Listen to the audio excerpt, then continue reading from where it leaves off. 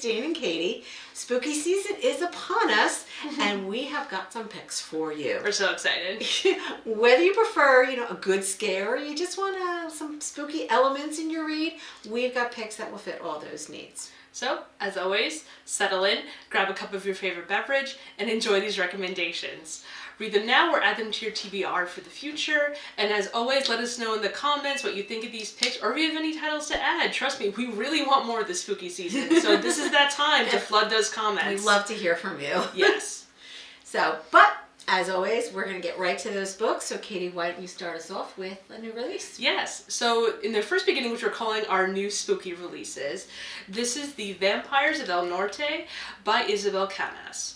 And is about vampires and vaqueros face off in this Texas-Mexico border in this supernatural western from the author of La Hacienda. You can't make this stuff up. Yeah.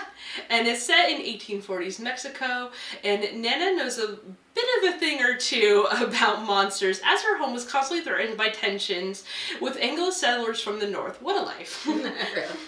But something more sinister lurks near their ranch at night, something that drains men of their blood and leaves them for dead. Fun. But something that once attacked Nana 9 years ago returns. Dun dun dun. Dun, dun. All right, and the next one? Next up, another new release is The Center by Aisha Manazir Siddiqui. Anisha dreams of being a translator of good works of literature, but mostly spends her days subtitling Bollywood movies and living off of her parents' generous allowance. Interesting. Meanwhile, her boyfriend Adam has successfully leveraged his aptitude for languages into an enviable career. When Adam learns to speak Urdu practically overnight, Anisha forces him to reveal his secret. He tells her about The Center, an invite-only program that guarantees complete fluency in any language in just 10 days. I want that program. That sounds like a perfect program, right? So she enrolls and undergoes the center's strange and rigorous processes. But as she becomes more entangled in the organization, she soon realizes the hidden cost of its services. Dun dun dun. Any fans of The Night Shift by Stephen King, the short story Smokers Inc.? This book is kind of like that. Okay, and the next one we'll recommend that Christine and I will probably read this weekend because we're really looking forward to this. It's been on our list for a while. It's A House with Good Bones by T. Kingfisher, and it is a haunting Southern Gothic tale from a master of suspense. This book explores the dark, twisted roots lurking just beneath the veneer of a perfect home and family. I'm so looking forward to reading this one. Alrighty. Next up, we have a pick by the author of Mexican Gothic. So, hasn't come out yet. It's Silver Nitrate by Silva Moreno Garcia. It's a horror mystery set in the decaying film industry of 1990s Mexico City about friends who attempt to break a decades-old curse, unleashing something even more terrifying. Dun dun dun. What is it about? Leave well enough alone? We haven't learned that one very well. All right, and another one by an author we've mentioned before, but we love it. It is Black Sheep by Rachel Harrison. It's finally here, guys. We're so excited. And once again, is about a cynical 20-something must confront her unconventional family's dark secrets in this highly anticipated new release from Rachel Harrison, one of our favorite horror authors. Nobody has a truly normal family, but Vesper Writes is truly something else. Vesper returns home after a long hiatus. The reasons for her hiatus are many, but one of the main is the wedding of her dearest friend to Vesper's ex-boyfriend. Oh, poor thing. All the secrets that will be unleashed. Yes. Next up, we have another pick by the author of The Pallbearers Club and Cabin at the End of the World, Paul Tremblay. He is releasing The Beast You Are, which is a collection of horror stories by he's another one of our favorite horror authors. And he actually visited the library virtually back on October 3rd. In the title story, The Beast You Are, it's a mini epic in which the destinies and secrets of a village, a dog, and a cat are intertwined with a giant monster that returns to wreak havoc every 30 years. And all stories feature things of this nature. Pretty much. But for our next category, we're calling it spooky, but not scary. So for our first pick, we have Other Birds by Sarah Addison Allen. And you probably heard her before on this channel, but we loved reading this book last year. It was one of our top 10 favorites of last year. But it is about right off the coast of South Carolina on Mellow Island, the Delos sits. Is a stunning cobblestone building shaped like a horseshoe and named after the tiny turquoise birds who inhabit an air of magical secrecy. I love those birds. When Zoe comes to claim her deceased mother's apartment on Mellow Island, she meets her quirky and secretive neighbors, including a girl on the run, 2 estranged middle-aged sisters, a lonely chef, a legendary writer, and 3 ghosts. As you do. You gotta have the ghosts. Especially in every apartment, there's ghosts, right? And each of them have their own story with their own longings, and each whose ending isn't yet written. It was a wonderful book. It was amazing. I love this book. Next up, we have The Very Secret Society of Irregular Witches by Sungu Mandana. A witch and a grumpy librarian fall for each other in this cozy fantasy romance. In a world where witches have to live in solitude to avoid attention, Mika finds herself taking a gig training 3 witches whose out-of-control magic is threatening everything. Oh boy. Yes. As she gets to know the children and their caretakers, she begins to wonder why being on her own is supposedly the better option. Maybe Mika can be a witch and have a family of her own after all. I feel like it's the plot of every witch book. And going along with the witchy rom-com theme, we have... This is Enchanted to Meet You by Meg Cabot. And it is, once again, a witchy rom-com about a plus-size witch who must team up with a handsome stranger to help protect her village from an otherworldly force. But will she be able to protect her heart? It's magic when you meet your match. Aww. I feel like that better be the tagline of the book. Alright, next up we have My Roommate is a Vampire by Jenna Levine. What a great title. Yes. So now we went off from witchy rom-coms to vampire romance. Artist Cassie is on the brink of eviction, desperate, when she finds a too-good-to-be-true apartment at an incredible price. Cassie knows there has to be a catch, but her new roommate, Frederick, is far from normal.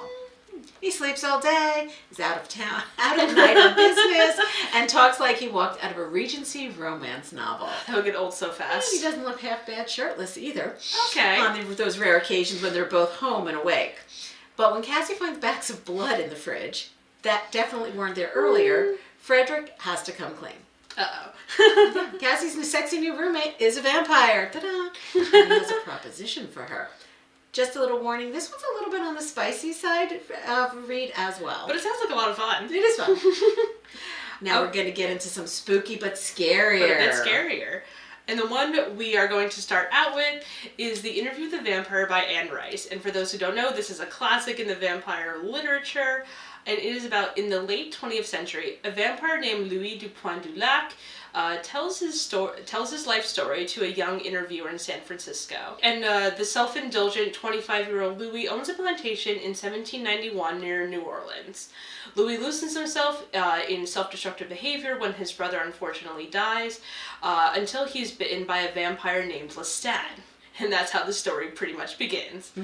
Lestat offers to turn Louis into a vampire in exchange for a place to live for himself and his elderly blind father. So mesmerized by Lestat, Louis allows himself to be changed and immediately sees all the beauty and wonder of his former human life. This is a great story, and I highly recommend to anyone who's starting out with the vampire genre. It's a wonderful series, too. Yes, it's amazing. There's now a new series on AMC, and there's a really classic movie that's already out there for you guys to view, if you're more interested in the movie side of things. Next up, we have The Hacienda by Isabel Cañas. You might have heard of her before. Yeah, we mentioned her book earlier. But if you like Rebecca by Daphne du Maurier, but want a bit more horror, then this is the book for you. Beatrice's life is upended when her father is executed in the Mexican War for Independence. Looking to find a way to stop living off the charity of relatives, she meets an attractive widow, Don Rodolfo Solorzano, who proposes marriage, and to which she quickly agrees. She arrives at the Hacienda San Isidoro, and it is not the paradise that she was imagining. Visions of Rodolfo's wife begin to appear and affect her sleep and the house around her. With no one else to turn to, Beatrice relies on an unorthodox priest to help rid the hacienda of its demons. Yes, and this was Christine's recommendation to me last year, and I love Rebecca. How did you love it? Yes, it was really good. Good. But this will give you that same vibe.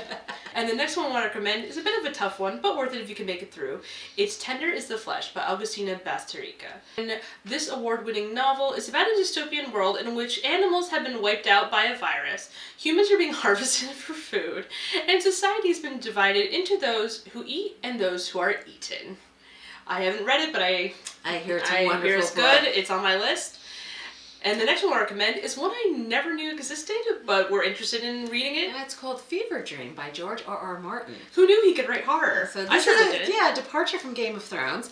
And moving into horror, this novel is set on the antebellum Mississippi River, beginning in 1857, and it has been described by critics and Martin himself as Bram Stoker meets Mark Twain. Of all the things. I think, it sounds good there. So Abner Marsh is a struggling river captain, and he suspects that something is amiss when he is approached by a wealthy aristocrat with a lucrative offer he cannot turn down. Vampires always offer these. He's giving him an offer he can't refuse. It's always Watch the that. offer. It's always a vampire. So his then. interview with the vampire too was an offer Louis couldn't And refuse. the roommate. Now we're going to get into a little classic spooky. So for our first classic spooky recommendation, we have Frankenstein by Mary Shelley. This is about the story of a gifted scientist, Victor Frankenstein, who succeeds in giving life to a being of his own creation, built from human corpses. What a great move. However, this is not the perfect specimen that he imagines that it will be, but rather a hideous creature who was rejected by Victor and mankind in general. Mm-hmm. Sounds like a really bit of a sad tale, but it's one of those classics. We also have at the library these annotated. Yes, it is really gorgeous on the inside. There are some really great images and pictures. Highly recommend picking this one up. So we have the pictures and some notes on the side. It's very interesting. Yes. If you want to delve a little bit deeper Definitely into recommend. the Frankenstein myth. Then next up we have The Picture of Dorian Gray by Oscar Wilde. It's about a young, beautiful man trades his soul for eternal youth. Then descends further and further into a moral abyss. A tale as old as time. Until he discovers that there is, after all, a price to pay for his actions. I feel like we always learn these things a bit too late. Alright, and the next classic we want to recommend is Turn of the Screw by Henry James.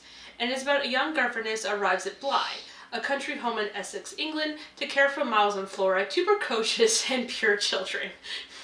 But as ghostly visions take shape, as always ghost, the obsessively protective governess soon fears for the safety of her wards, only to wonder if these hauntings are a conjuring of her own imagination. Dun dun dun. Now, this book also inspired Ruth Ware to write Turn of the Key. Oh, I didn't know that. And then there's also a Netflix series based on Turn of the Screw. this. Speaking of soon-to-be Netflix series, We have The Fall of the House of Usher by Edgar Allan Poe. In this, our narrator visits a strange mansion owned by his childhood friend, Roderick. Roderick's mental illness is worsening and he has requested his friend's company. The narrator notices the increasingly odd behavior of both his friend and his twin sister as they continue to dwell within the melancholy atmosphere of the house. This is a classic haunted house tale, soon to be a Netflix series. I'm so looking forward to it. Yes. And the next one I recommend is one of the best horror books and movies of all time. It is The Exorcist by William Peter Blatty. And obviously, as I said before, it's considered one of the greatest horror novels. The story follows Chris McNeil as she struggles to get help for her daughter, who has been possessed by a powerful demon. The movie adaptation is celebrating its 50th anniversary this October, and if you want to learn more about it, I highly recommend this book. It just came out this year. It has a whole detail of the history of the movie, and obviously if you can see it this October, it is going to be a limited run in theaters, but if you also want to go back and just watch it at home, you can always check out the movie. And the next one I also want to recommend is one of my favorite horror books and movies of all time. It is called Let the Right One In, and it's based on a book by John Evelende Lindqvist. And it is about the body of a teenager is found emptied of blood, the murder rumored to be a part of a ritual killing. 12-year-old Oscar is personally hoping that revenge has long come at last. Revenge for the bullying he endures most of school, day after day. But the murder is not the most important thing on his mind. It's a really great novel. Highly recommend. Sounds very... It's really cool. And the movies are great, both of them. Awesome. So there you have some of our picks for spooky season. We hope you enjoy them, and we would love to hear some of your recommendations as well. So please feel free to leave a comment below. Yes. And join us next month for Mystery Month. Woo-hoo. Can't wait. Till then, happy reading. Take care. Take care.